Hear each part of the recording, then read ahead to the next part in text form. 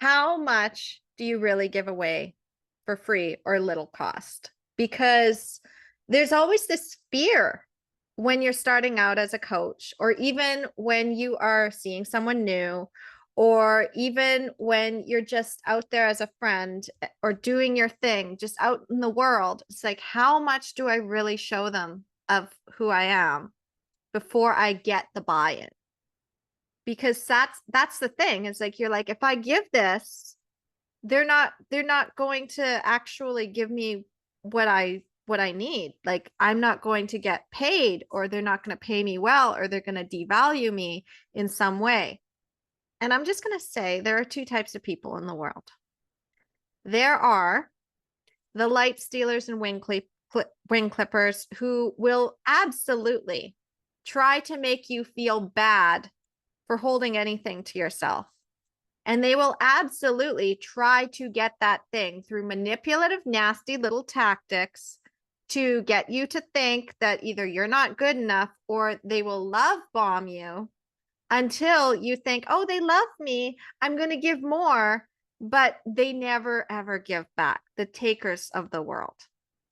You are a pillar of light, and you shine so brightly. And that light does attract darkness. And you do have to protect your light. I'm not saying that you don't. But what I am saying is that you can't also keep that light to yourself. If you keep that light to yourself, the darkness wins. So one of my tactics, I learned this from my mentor and friend, Eben Pagan, about moving the freeline. It's just incredible, because he puts everything out into his content. He puts everything out into his lower level programs and his higher level programs. And the thing is, it's not about what he teaches. It's about who he is. And same thing with Annie. Annie puts her magic out. I love her Instagram. I love that she puts it on her blog. I can't wait for her book, and it's coming. It's coming. It's already done as far as I'm concerned. I've got a space on my bookshelf waiting for that book, but she puts her magic out into the world and she gives it out. And that just makes people want to be with her in more connection. Because when you see that, when you see people who are just generously giving, there are the ones that are like thinking to take advantage, but that's where your boundaries come in. That's where your value of yourself comes in. So how much do you give away? You give away all of your genius. You give away all of your steps.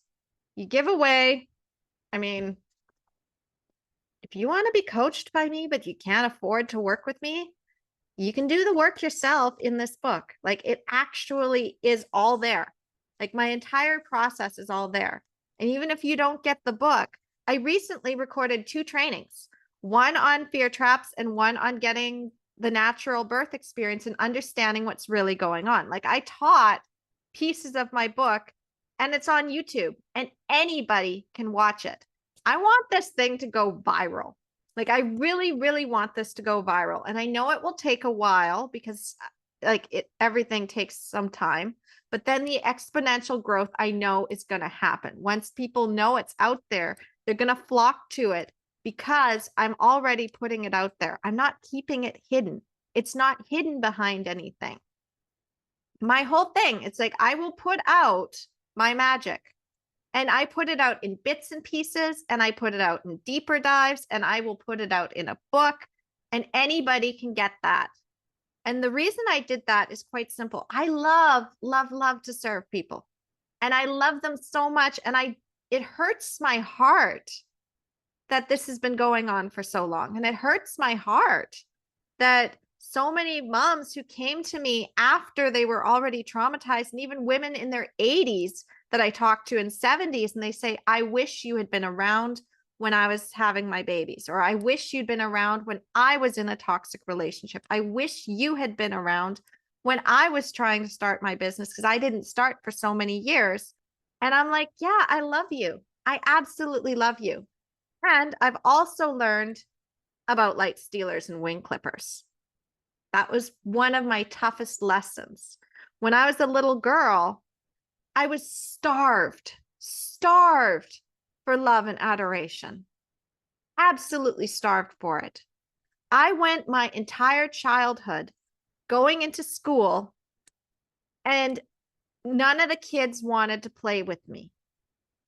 Not one. They did. I don't know what it was. Maybe it was a lesson. Maybe it's something that I needed in order to recognize just how lonely it is to be the only kid in your entire school that everybody calls the weird kid. So I was the weird kid. I was the one that the new kids would come in and the other kids would be like, if you want to be hanging out with us, you can't hang out with her. I was the joke of the school. I was really, really short for my age. And I don't mean short and a little bit short. I mean that when all the other kids were in grade 5, I was the size of a kindergartner. I'm talking in high school, and I don't normally share this, but I'm going to share this for any woman out there who has a little girl who might be feeling like a late bloomer and might feel really self-conscious about her body, or even a little boy who's really, really skinny and doesn't have a lot of muscle on him and he's feeling self-conscious. I just need to share this. When I was a young teenager of about 13 and 14, I was flat as a board.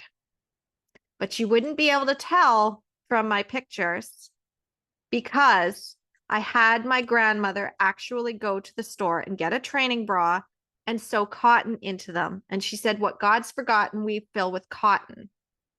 And I wore that until I finally hit puberty in 10th grade. And after that, like, I didn't need that anymore. But that is how self-conscious I was. Going into high school, and there was times where I was like, I can't even wear a bathing suit until I can sew something into that. I need to sew some padding into that because, like, I just look like a kid. But even then, my graduation photos, I look like a kid, albeit a kid that's probably in middle school who's kind of developed, but still a kid.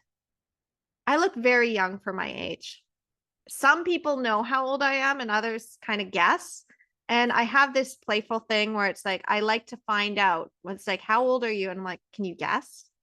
And then they never get it right. In fact, one of the Uber drivers, when he picked me up to go to Austin back in September, he said, I thought you were in high school taking your cousins across the street.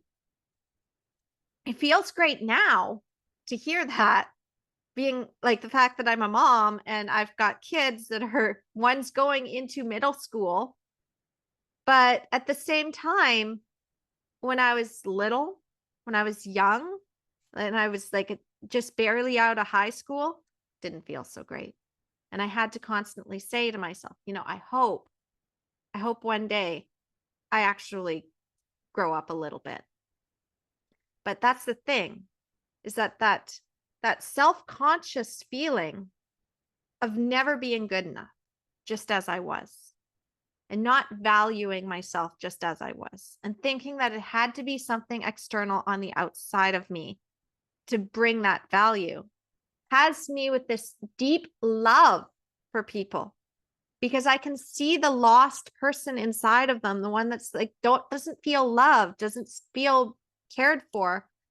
But in those, I've also found that there's some people that you just love them and love them and love them, but they're just looking for what they can get from the world because they are just so broken. And then they take and take and take, and might even sleep with your partner who you've had children with and get pregnant. I mean, this woman was a friend that I had seen. Like, I could see she was having such a hard time, and I loved on her and I gave her everything. And that's what I got back. So yes, there are going to be people out there that are going to see your free stuff and they're going to ask for more from you.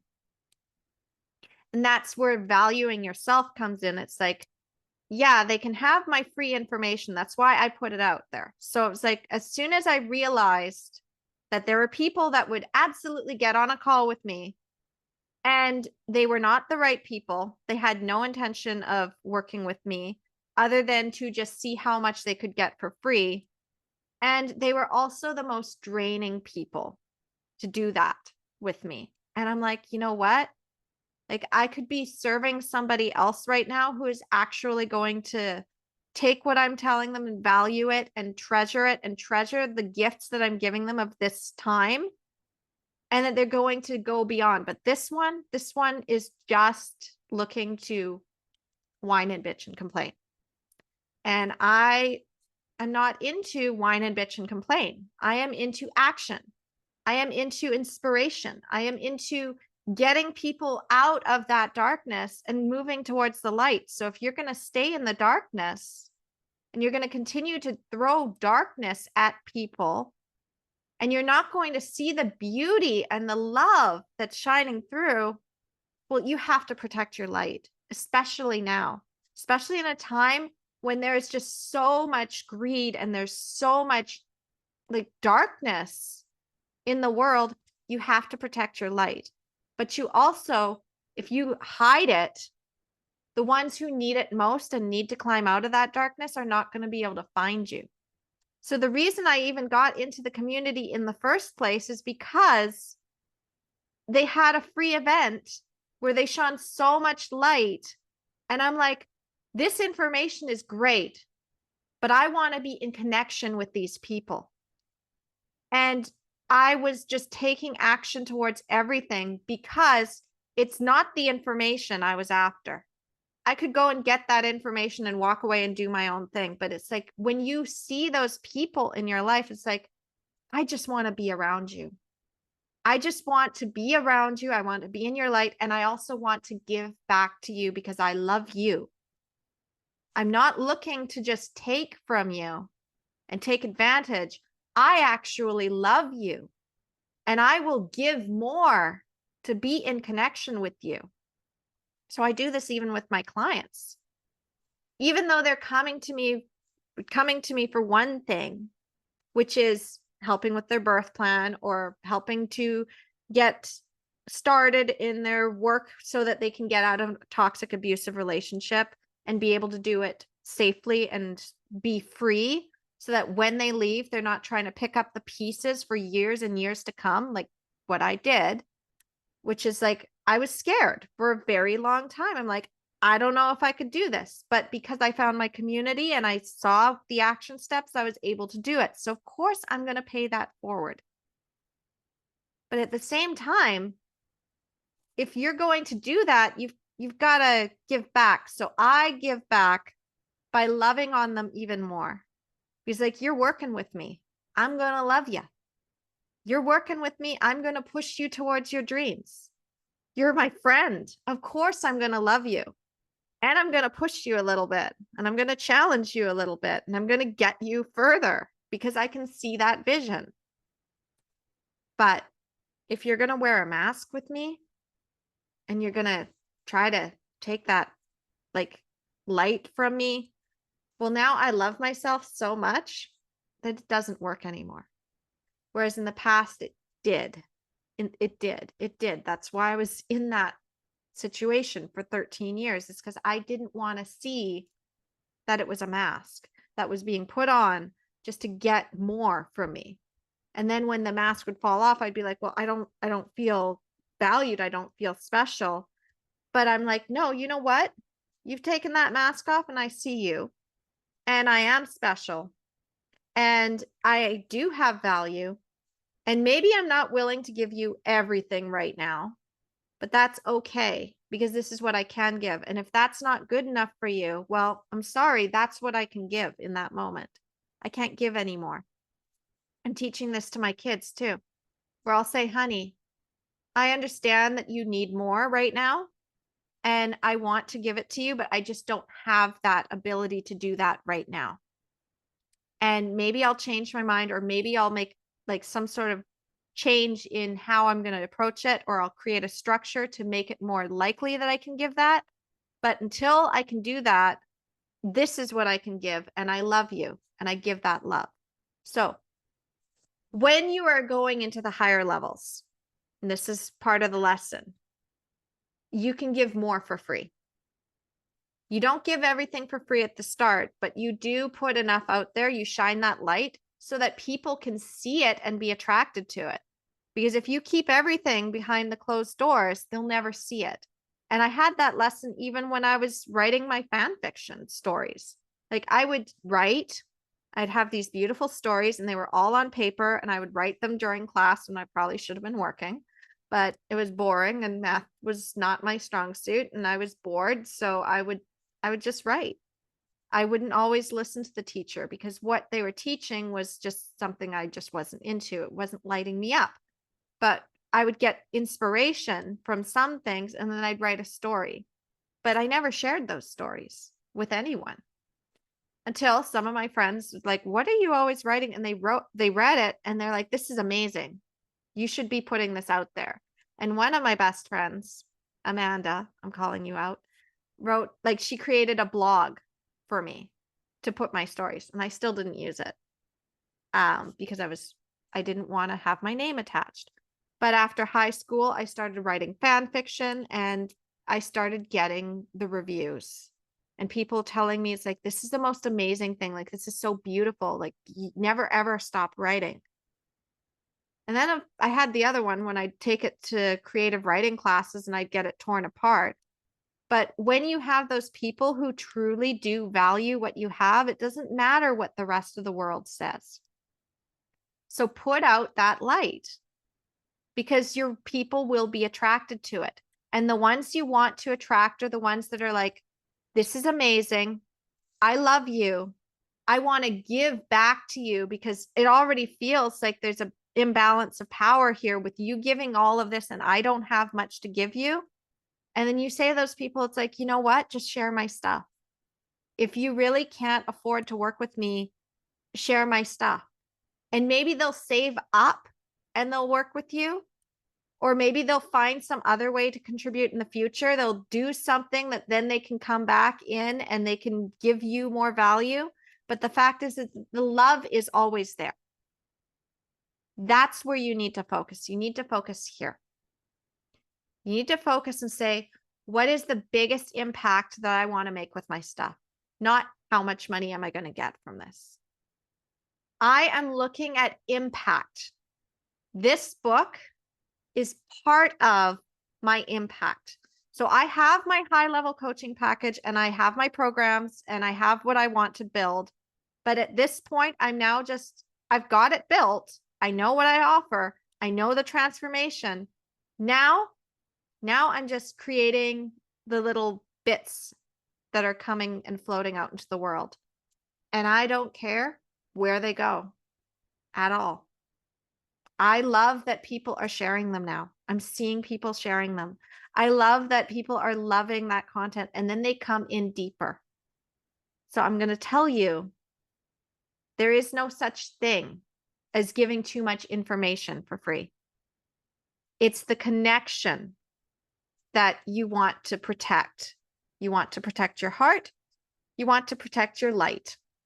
You want to protect your energy. You need to be giving that energy to the people who are going to be willing to give back and to spread your light out there and spread their own out there. And you want to also have that little bit of a barrier so that anybody who's just looking to take but not looking to give is not going to get in that space because they're not willing to give. They're not willing to actually give back. And you can see that. You can see that when you set a boundary with them and you say, this is what I can give you for this amount that you're giving me. No, I'm not going to give you any more than that. I love you. And here, if you need more, there's all my free stuff out there. Go check that out.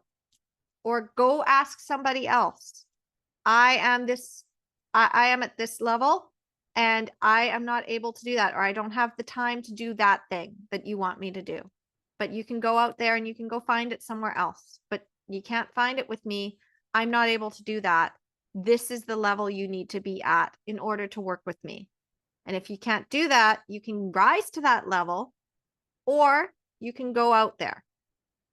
But if you love me, well, guess what? You're going to rise to that level because you want to stay in connection with me. You're going to keep rising, and you're not going to try to diminish my light and clip my wings and try to make me feel small, because it's not going to work anymore. It's just not. And my kids are learning that too. It's like, mom is boss. Like, you can absolutely, little girl, you can tell me I'm a bad mommy, you can yell at me, you can swear at me, and you can get all pissed off that I'm not going to do your hair up for you right now when I'm in the middle of class. I'm just not going to do that. But if you are recognizing mommy's energy, recognizing this, I love you anyway, then maybe, just maybe, I might find a way to make it work. I might. But not while you're yelling at me and not while you're being mean to me. Because I've now learned that when people are yelling and trying to hurt you, that's not love. That's not love. You don't hurt the people you love intentionally to get what you want. You might do it unintentionally, in which case you can repair, but you don't hurt people intentionally. And the people that are like, how dare you sell? They're not your people. If they're outraged by the fact that you're making an offer for them to work deeper with you, they're not your people. You don't have to worry about them. If somebody misunderstands you and misunderstands your love, that's their work to do. That's not your work to do. So shine your light. Just get out there and shine it, because you will be so glad you did. You will get people flocking to you suddenly that are like, oh my gosh, I've been following your stuff and you have changed my life. And you've only given a tiny little bit of light, but it's changed their life. And then you start to see more of your value and more of your worth, and you can create more things into the world, and you get more inspiration, and you find out more about what their pain points are, that you can help them. I'm a problem solver. I find things that people struggle with, and I find where their hearts are hurting, and I go out there and I just shine it. So for all of my friends and soul family who are watching, and all my supporters who I love so much, and for you, I just want to say, whether you are in that group or you've just found me on Facebook randomly, the key to anything is what one of my friends in the community said, Dawn. He's like, it's love. Carly's emulating love right now. He pointed it out and like, you get me.